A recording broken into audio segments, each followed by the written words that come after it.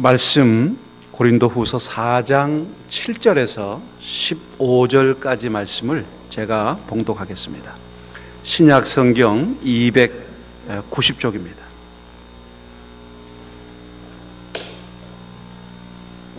고린도후서 4장 7절에서 15절까지 말씀입니다.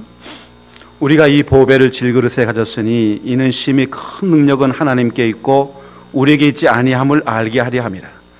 우리가 사방으로 우겨싸움을 당하여도 쌓이지 아니하며 답답한 일을 당하여도 낙심하지 아니하며 박해를 받아도 버림받지 아니하며 거꾸로 됨을 당하여도 망하지 아니하고 우리가 항상 예수의 죽음을 몸에 짊어지면 예수의 생명에 또한 우리 몸에 나타나게 하려 함이라. 우리 살아있는 자가 항상 예수를 위하여 죽음에 넘겨지면 예수의 생명에 또한 우리 죽을 육체에 나타나게 하려 함이라. 그런즉 사망은 우리 안에서 역사하고 생명은 너희 안에서 역사하느니라. 기록된 바 내가 믿었으므로 말하였다 한 것 같이 우리가 같은 믿음의 마음을 가졌으니 우리도 믿었으므로 또한 말하노라. 주 예수를 다시 살리시니가 예수와 함께 우리도 다시 살리사 너희와 함께 그 앞에 서게 하실 줄을 아노라. 이는 모든 것이 너희를 위함이니 많은 사람의 감사로 말미암아 은혜가 더하여 넘쳐서 하나님께 영광을 돌리게 하려 함이라. 아멘. 죽을 것 같다. 너무 힘들다.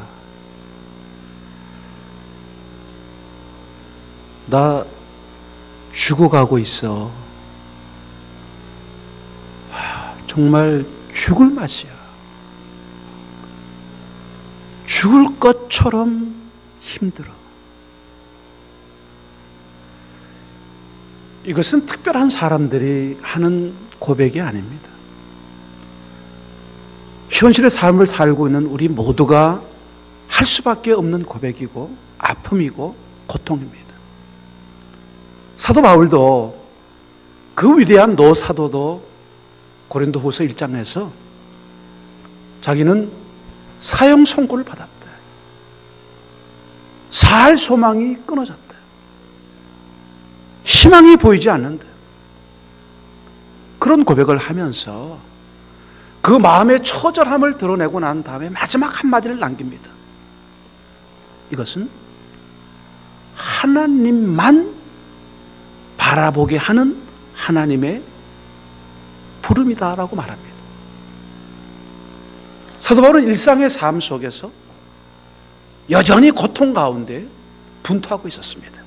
여러분 8절 9절 말씀은 사도 바울이 자신이 겪고 있는 어려움에 대해서 아주 사실적으로 잘 묘사해주고 있습니다. 우리 8절 9절 말씀을 함께 보겠습니다. 8절 9절입니다.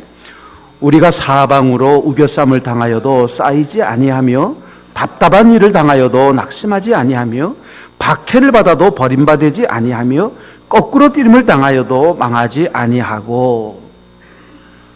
사랑하는 우리 한재 가족 여러분, 제가 지금 하는 설교는 2000년 전 사도 바울의 이야기를 하려고 하는 게 아닙니다. 오늘 바로 지금을 살고 있는 저와 여러분들에게 주는 메시지입니다. 여러분들 지금 겪고 있는 그 고통과 고난과 아픔과 슬픔에 대해서 설명해 드리려고 하는 겁니다. 바울이 여러 가지 환경과 역경과 고난을 당하면서도 낙심하지 않고 끝까지 복음으로 쌓아나가는 사도로서의 삶을 우리에게 보여줍니다. 오늘 사실 이 고린도후서 4장 말씀은 사도적 삶에 대한 설명을 주고 있습니다. 그러나 우리가 사도적 삶까지는 살지 않는다고 해도 믿음으로 살고 있고 예수님을 우리가 모시고 있고 예수 안에서 승리하기를 원하는 이 삶을 살고 있다고 한다면 우리의 삶도 사도적 삶이라고 저는 믿습니다. 내가 하는 믿음의 이 분투, 믿음으로 살고자 하는 열정, 믿음의 승리를 맛보고자 하는 이 전투적인 마음이 사도의 마음과 뒤떨어지지 않는다고 생각합니다. 그러면 주님께서 사도 바울에게 위로해 줬던 그 위로의 메시지가 오늘 우리에게도 있어야 하지 않겠는가요? 오늘 바울은 치열한 복음 전선에서 그가 오직 주 예수와 복음을 증거하는 일로 당하는 어려움이라고 말했다고 하면은 현실을 살고 있는 우리들은 주 예수를 믿는 이 믿음의 진짜 상황이 뭔지, 그리고 어떻게 이 싸움을 싸워 이겨야 하는지, 그리고 내게 찾아온 이 죽을 것 같은 연약함에 대해서 우리가 어떻게 주님께서 위로해 주시고 말씀해 주시는지를 배워나가는 것이 필요하다고 생각합니다. 먼저는 바울이 겪고 있는 이 상황을 한번 살펴보려고 합니다. 지금 금방 봤던 8절 9절 말씀이에요. 이 바울이 겪었던 고난은 비전 있는 사람은 누구나 겪을 수밖에 없는 고난과 고통일 겁니다. 여러분 우리 8절 말씀을 같이 한번 봅니다. 8절입니다. 우리가 사방으로 우겨쌈을 당하여도 쌓이지 아니하며 답답한 일을 당하여도 낙심하지 아니하고. 첫 번째 뭐라 그러냐? 사방으로 우겨쌈을 당하는 것이었어요. 이건 사실 압박입니다. 주변으로부터 밀려오는 여러 가지 일들을 지금 이야기하고 있는 거죠. 여기 사방으로 우겨쌈이라는 말은 모든 일의 이 뜻이에요. 그냥 일어나고 있는 모든 게 전부 나에게 기쁨과 희망을 주는 게 아니고 목을 조르는 것 같은 압박감을 느끼는 걸 얘기하고 있습니다. 환난, 고통, 압력 이런 걸 받고 있다는 것이죠. 그런데 여러분 결론은 이거예요. 사방으로 우겨쌈을 당하여도 했는데 결론은 뭐라고 얘기합니까? 쌓이지 않는다.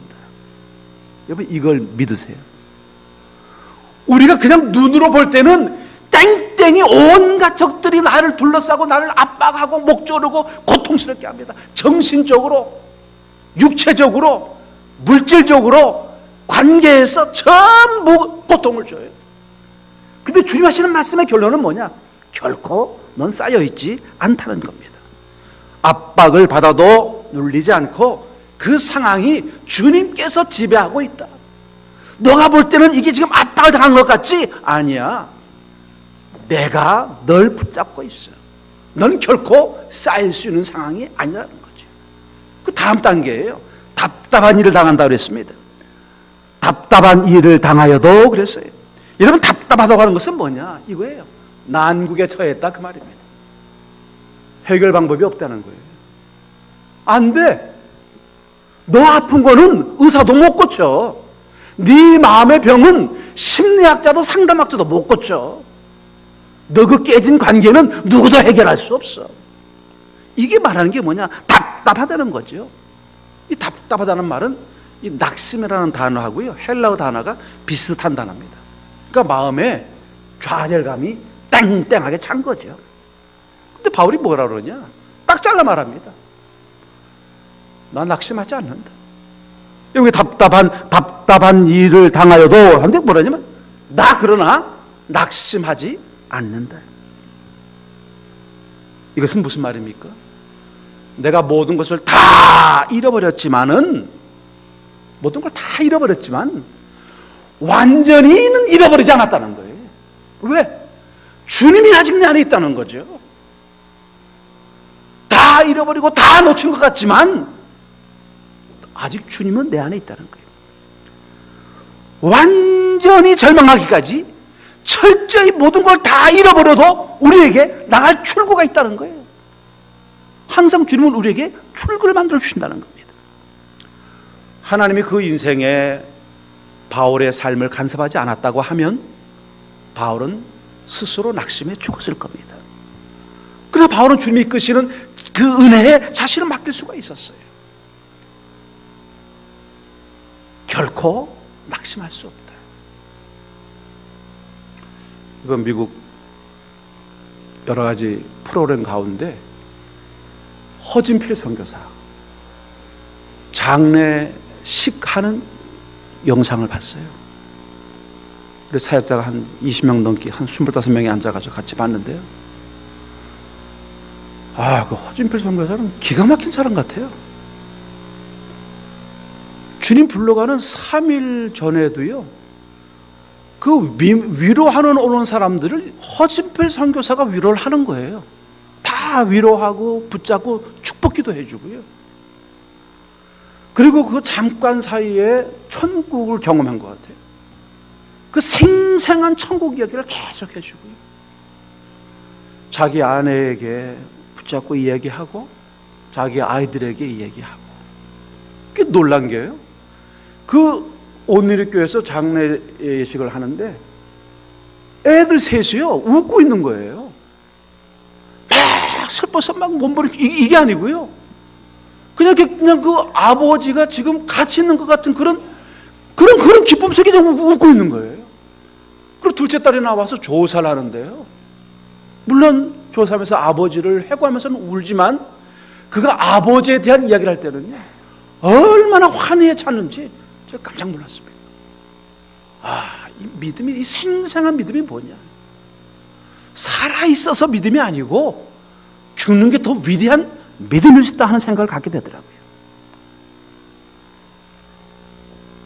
답답한 일을 당해도 낙심하지 마십시오. 세 번째는 9절입니다. 여러분 9절 말씀을 같이 봅니다. 9절 같이 읽습니다. 박해를 받아도 버림받지 아니하며 거꾸로 뜨림을 당하여도 망하지 아니하고. 여러분 이게 박해를 받았다는 말은 뭐냐면 계속 공격을 당했다 그 말이죠. 그러니까 핍박을 받는 거예요. 아니 핍박은 뭐 예수 안 믿는 나라에서 핍박받는 게 아닙니다, 여러분. 이렇게 믿는 사람들끼리도 서로 핍박하잖아요. 뭐 지 맘에 안 든다고 그냥 뭐라고 그러고 뭐 쐈대면 그게 다 핍박이에요. 난 믿음으로 살려고 그냥 아무 생각 없이 주님만 바라보는데 괜스레 옆에서 그냥 압박을 가하고 욕을 하고 비난을 하고 짓밟고 뭐 모욕을 주고 그것도 핍박이죠. 뭐 거창하게 저기 모슬림 지역 가가지고 말이지 십자가를 전하다가 핍박다. 그것도 핍박이지만 작으나 크나 다 우리에게 핍박이 있어요. 여러분 하다못해 우리가 학교에서 우리 학생들이 밥 먹을 때 도시락 이러고 기도할 때 애들이 야 새끼야 너 뭐 하는 거야 촌스럽게 이렇게 막 욕이 막 나오는데 뭐 이렇게 해도 그것도 신앙의 핍박이죠.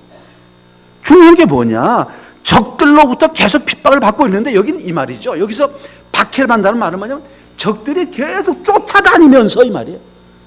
추격전을 피면서 추적을 하면서 쫓아다니면서 욕을 하는 거예요. 쫓아다니면서 비난하고 쫓아다니면서 모욕을 주는 거예요. 근데 결론은 뭐냐, 여러분 박해를 받아도 버림받지 않았다. 사람은 뭐라고 하는지 몰라도 주님은 우리를 버린 적이 없다. 믿습니까? 주님은 우리를 버린 적이 없어요. 여러분 히브리서 13장 5절 6절 말씀, 돈을 사랑하지 말고 있는 바를 족한 줄로 알아. 자, 돈 가지고 너무 연연하지 마라 한 다음에 하시는 말씀이에요. 그가 친히 말씀하시기를, 주님이 친히 말씀하시기를 내가 결코 너희를 버리지 아니하고 너희를 떠나지 아니하리라 하셨느니라. 아멘. 결코 너를 뭐하지 아니하고 버리지 아니하고 널 내팽개치지 않았다. 그리고 너의 곁을 떠난 적도 없어.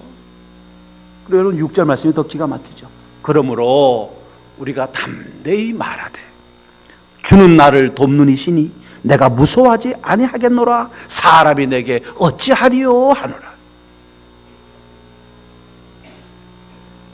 핍박과 어려움과 믿음에 대한 공격과 내 비전과 내 사명에 대한 일들에 대해서 끝없이 우리를 부시려고 하는 모든 적들에 대해서 결코 주님이 하시는 말씀, 나는 너를 버리지 않는다, 너를 떠나지 않는다, 끝까지 너와 함께 있겠다.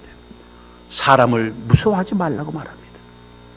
그 네 번째 마지막이에요. 9절, 거꾸로 뜨림을 당하였다 그랬어요. 거꾸로 뜨림을 당하여도. 거꾸로 뜨림이 뭐죠? 전투에서 진 거예요. 전투에 져가지고 그냥 내팽개치는 상태예요. 전쟁 나가 졌는데 그냥 완전히 뭐 폐잔병 같은 그런 스타일에 빠진 거죠. 근데 뭐라 그랬냐? 그래도 너 사업하다가 망했어? 너 직장에서 잘렸어? 너 연애하다가 깨졌어? 깨진 건 괜찮죠? 연애하다가 뭐라 그러나? 차였어? 굉장히 호응이 좋네요. 저쪽은 경험자들만 웃을 수 있는 웃음을 웃네요. 내팽개쳐진 거야. 근데 뭐라고 말하느냐? 그게 망한 게 아니다. 사람들은 망했다고 하는데 주님은 망한 게 아니라는 거예요. 시편 37편 24절 말씀에 저는 넘어지나 아주 엎드러지지 아니함은 여호와께서 손을 붙드심이라. 믿습니까 여러분? 우리가 넘어지죠. 넘어져요. 근데 완전히 넘어지는 것이 아니다 그 말이에요. 왜? 주님이 손을 붙잡고 있으시다는 거예요. 이게 망하지 않는 표예요. 오늘 우리가 인생 가운데 이런 8절 9절의 사방의 우겨쌈을 당하고 답답한 일을 당하고 박해를 받고 거꾸로 뜸을 당하여도 결코 완전한 포기, 완전한 좌절, 완전한 냉담함은 우리에게 존재하지 않는다. 왜? 주님을 바라보니까. 여러분, 제가 우리 JDM 간사들 간사 선언해서 간사들 훈련시킬 때 제가 10개를 말하는데 네 번째에 용기라는 항목이 있어요. 제가 한번 읽어드릴게요. 간사 선언 네 번째 항목인데, 나는 시련 때문에 항복하거나 꼬꾸라지지 않겠다. 나는 시련 때문에 항복하거나 꼬꾸라지지 않겠다.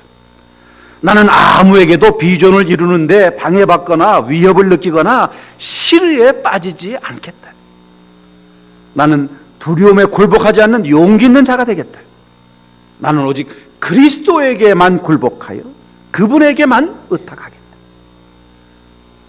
오늘 주님이 나에게 있기 때문에 그것이 완전한 희망이 되고 소망이 된다는 거예요. 결코 8절 9절의 이 모든 어려움들은 결코 우리를 완전히 부술 수 없다. 우리를 완전한 파멸로 몰아갈 수 없다. 완전한 절망으로 내려누를 수 없다는 것을 우리에게 설명해 주는 거예요. 왜? 심히 큰 능력이 하나님께 있으므로. 인생이 망하는 것 같아도 하나님 보실 때는 망하는 것이 아니라 승리가 될 수 있다는 것이죠. 오늘 우리가 부닥치고 있는 시련이 아무리 큰 것이라고 할지라도 우리가 그것을 다 감당할 수는 없죠. 우리는 못해요.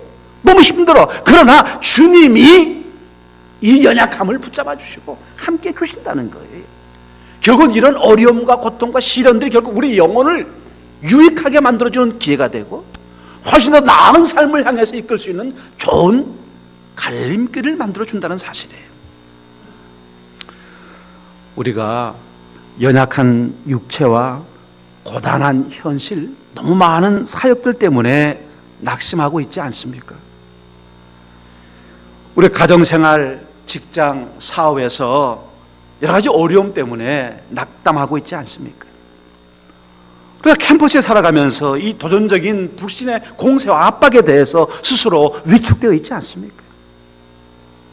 결국 어떻게 사도 바울이 이 상황을 벗어날 수 있었는가? 그 원리가 뭔가? 이런 승리의 비결을 사도 바울이 찬찬히 우리에게 설명을 해줍니다. 먼저 7절입니다. 여러분 7절 말씀 같이 봅니다. 7절 같이 읽습니다. 우리가 이 보배를 질그릇에 가졌으니 이는 심히 큰 능력은 하나님께 있고 우리에게 있지 아니함을 알게 하려 함이다. 바울은 자기 자신을 질그릇이라고 표현합니다. 보잘것없는 거, 깨지기 잘하는 거, 복의 싸구려, 아무것도 아니에요. 그냥 깨지는 그냥 초라한 그릇 이상 이하도 아무것도 아니라는 거예요. 근데 주님께서 이 질그릇에다가 뭘 넣어놨느냐? 보배를 넣어놨다는 겁니다. 능력의 힘이 큰 것, 넘치는 것, 풍성한 것, 우리를 뛰어나게 만들어주는 그 보배를 넣어놨다는 거예요. 하나님께서 크게 쓰신 사람들은 모두가 연약한 사람들이었으나 그들은 하나님께서 늘 그들과 함께 하신다고 생각했기에 그분을 위해서 큰 일을 할 수 있었다. 허이슨 테일러의 이야기입니다. 하나님께서 크게 쓰신 사람들은 다 연약한 사람들이었어요. 그 부족함, 그 나약함, 그러나 주님께서 그 삶을 붙잡고 계신다고 믿었기 때문에 하나님을 위한 위대한 삶을 살 수 있었다는 거예요. 여러분, 하나님께서 우리에게 보배를 주셨어요. 말씀의 능력과 은혜를 주셨어요. 복음을 우리에게 담겨 놓으셨어요. 말씀을 붙잡아요.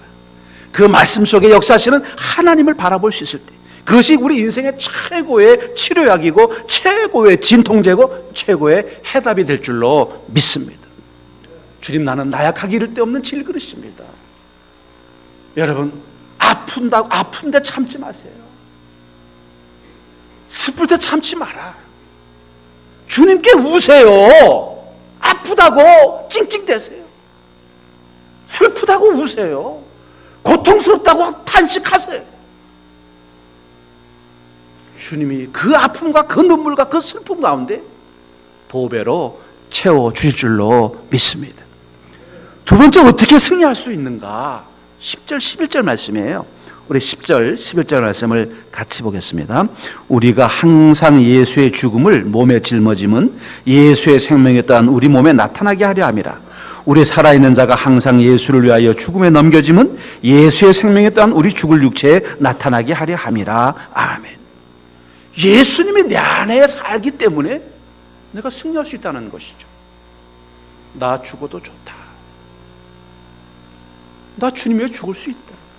죽고 사는 게 문제가 아니다. 내가 어떤 삶을 사느냐, 이것이 나에게 훨씬 더 중요한 것이다. 내가 예수님을 위해서 희생되고 고난을 당할 때, 예수님 때문에 고통당하고 예수님 때문에 슬퍼하고 예수님 때문에 아파할 때 내 안에 예수님이 살아나고 예수님이 드러날 게 아니냐. 오늘 예수 생명이 내 연약 속에서 강하게 나타날 것이 아니냐. 예수님이 죽으셨기 때문에 부활이 있는 것처럼 오늘 우리의 삶이 고통스럽고 아파하고 힘들어하고 눌려있을 때 예수의 믿음, 예수의 능력, 예수의 사랑, 예수의 은혜가 우리 속에서 나타날 것이 아니냐. 힘들고 망하고 죽고 아프고 이게 실패자의 모습이 아니고 패배자의 모습이 아니라는 거예요. 저도 어떻게 죽을지 모르겠어요. 그 상황이 어떤 것이라고 할지라도 중요한 것은 뭐냐?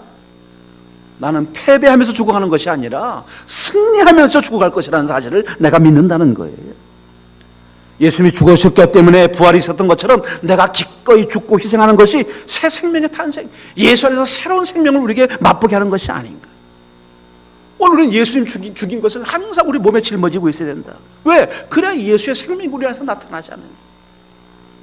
주님을 드러내는 삶, 주님을 높여드리는 삶, 내 연약 속에 주님께서 얼마나 위대하신지를 보여주는 삶이라고 하면 그것처럼 갇힌 일은 없을 거예요. 오늘 바울은 공동체를 위해서 희생했습니다. 바울 자신의 영광을 위해서 고통당하는 것이 아니라 믿음의 사람들을 위해서 희생했죠. 자, 그러니 사도 바울은 뭐라고 말합니까? 내가 죽어도 너희가 남으니까 나는 죽을 수 있다는 거예요. 주일학교 유년부 공과에 이런 글이 있어요.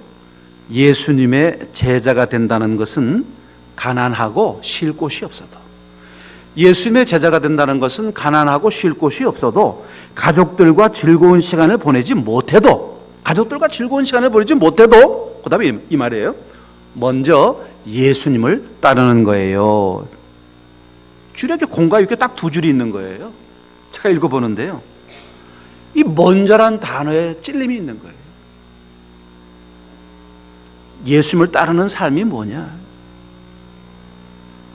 가난하고 쉴 곳이 없고 가족들과 즐거운 시간을 보내지 못해도 그 우선순위가 뭐냐?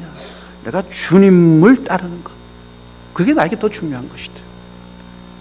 오늘 우리 안에서 예수의 삶을 드러내게 될 때 여러분 이 모든 압박감, 좌절, 고통에서 승리하는 여러분이 되실 줄로 믿습니다.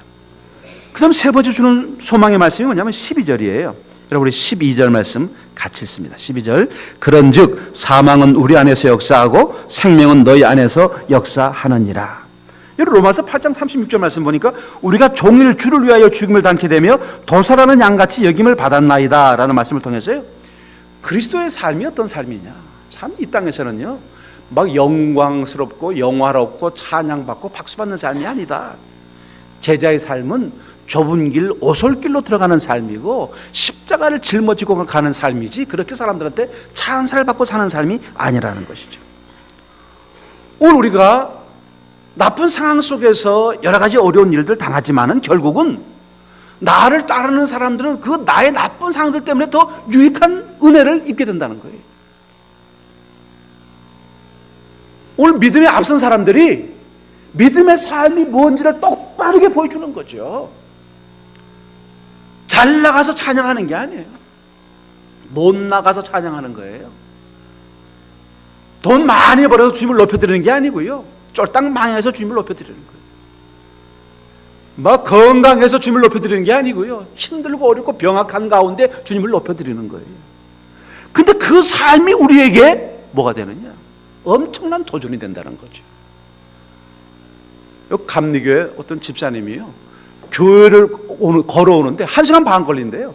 몸이 너무 약해가지고요. 그러니까 터벅터벅 걸어올 수가 없는 거예요. 그러니까 5분 걷고 쉬고 5분 걷고 쉬고 5분 걷고 쉬면서 오는 거예요, 교회를. 사람들이, 교인들이요, 그분이 예배당에 앉아 있는 것만 자체만 해도 목사님 설교에 100배 설교에 효과가 있다는 거예요. 참, 그 못 올 사람인데, 그냥 아픈 핑계 대고 그냥 두루누워 있을 사람인데, 그거 와서 있는 거예요. 그 1시간 반을 걷고 쉬고 걷고 쉬고 땀을 뻘뻘 흘리면서 와가지고. 여러분, 주님께서 우리에게 하는 도전이 뭐냐? 너 그 상황에 침체해 있지 마라. 그 상황에 너만 혼자 있다고 생각하지 마라. 너 믿음의 그 삶이 사람들의 빛이 될 거다. 사람들의 등불이 될 거다. 우리의 삶은 이래서 가치가 있고, 우리가 당하는 고난은 이래서 우리 지체들에게 용기와 도전을 주게 되는 거예요. 믿음의 사람들이 죽으면 지체들은 살고, 믿음의 사람들이 고난을 받으면 지체들은 그걸 보고 위로와 기쁨을 얻고, 믿음의 사람들이 손해를 보고 살면 우리 지체들은 그 손해를 통해서 유익을 얻게 된다는 것이죠. 여러분, 그리스도의 삶이야말로 죽어가는 삶입니다. 진짜 예수 안에서 죽을 줄 아는 저와 여러분들이 되기를 바라겠어요. 마지막 희망이 뭐냐? 주님의 약속이 너무 분명하다는 거예요. 여러분, 13절, 14절, 15절 같이 한번 보겠습니다. 13절부터입니다. 기록된 바 내가 믿었으므로 말하였던 것 같은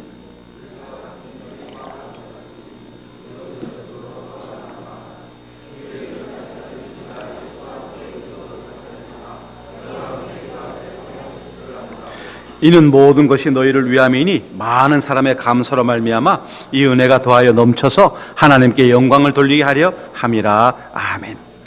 이런 사도 바울이 시편 116편 10절에서요 이렇게 말합니다. 믿은 고로 말하리라.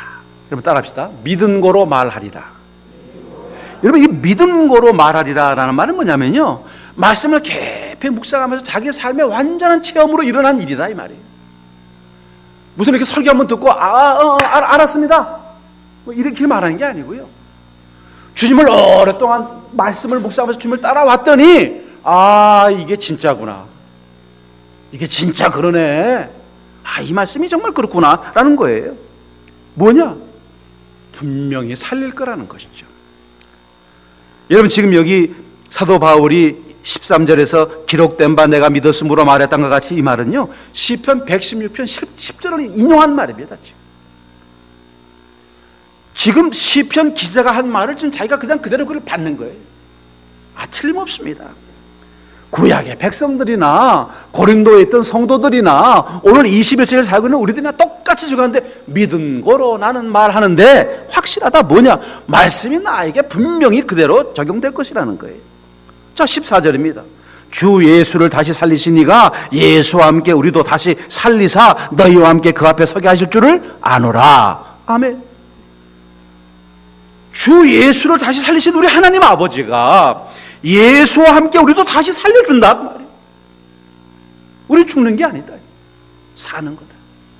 영원히 살 사람이 있고 이 땅에 아직도 소명의 세월이 있다고 하면 그 소명을 왜 더 살아야 되지 않느냐.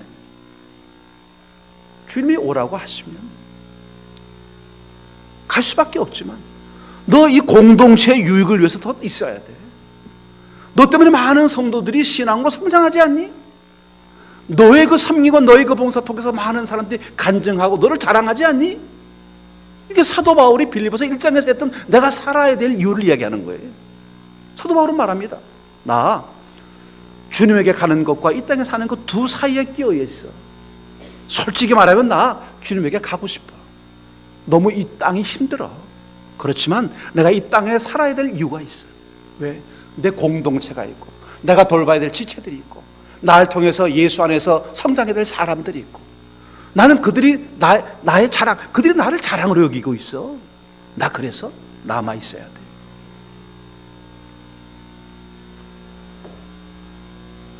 천하의 어떤 인물이든 어떤 사역자든 낙심해보지 않는 경험을 안 한 사람은 한 사람도 없을 거예요.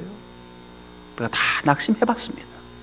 이런 바울도 이 목회하는 여정에서 실망한 적이 여러 번 있었어요. 그러나 중요한 건 이겁니다.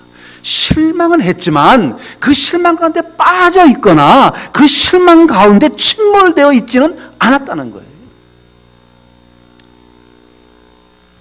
하나님의 모든 것에 대해서 책임져 주시고 감당할 힘을 주시기 때문에 낙심하지 않았습니다. 이제 그리스도인이 낙심하지 않아야 될 완전한 이유는 뭐냐? 우리가 하나님의 사람이라는 거예요. 낙심하지 않았다라는 말이 뭡니까? 포기하지 않았다는 말입니다. 낙심하지 않았다는 말이 뭐예요? 의욕을 잃어버리지 않았다 그 말이에요. 제가 이제 6월 마지막 주 우리 대학 집회 주제 강의를 준비하려고 페이퍼를 쓰고 있는데요. 그 찰스 윈돌 책에 에브라함 링컨 프로필을 써놨어요. 한 페이지 이력을 싹 써놓은 거예요. 뭐 1980 몇 년 뭐 했고 싹 써놨는데요. 한 페이지 가득이 뭐냐면요. 떨어지고 무슨 하여튼 성가만 나가면 다 떨어지고요. 뭐 마누라는 또 금방 죽고 뭐 하여튼 뭐 그냥 뭐 병에 걸려서 또 뭐 입원해 있고 하여튼 한 페이지가 인생 그냥 그거는 꼭 자살 목록 같아요. 나 같았으면 그냥 죽었을 것 같아. 계속 무슨 뭐 동네 시의원부터 시작을 해가지고 하원의원, 상원의원, 무슨 뭐 산림조합에 무슨 조합장 다 떨어집니다. 근데 제일 마지막에 하나 딱 있어요. 16대 대통령으로 당선되다. 야, 나도 그런 사람 처음 봤어. 그 수많은 좌절, 낙심, 패배, 조롱, 멸시. 그런데 일어서는 거예요. 여러분, 의욕을 잃지 않게 되기를 바라겠습니다. 육체의 계력과 행동이 새하얘질지라도 부활에 속한 사람은 날마다 새로워집니다. 내가 병들고 늙었다고 해서 여러분 스스로 낙심하지 마십시오. 내 주머니에 아무런 돈이 없고 아무런 능력이 없다고 해서 여러분 힘을 잃지 마십시오. 주님이 일하시는 것은 돈으로 일하는 것이 아니라 믿음으로 일하는 줄로 믿습니다. 주님을 모신 것, 우리와 함께하는 것, 부활의 소망을 갖는 것, 이것만큼 우리가 큰 재산이 어디 있습니까?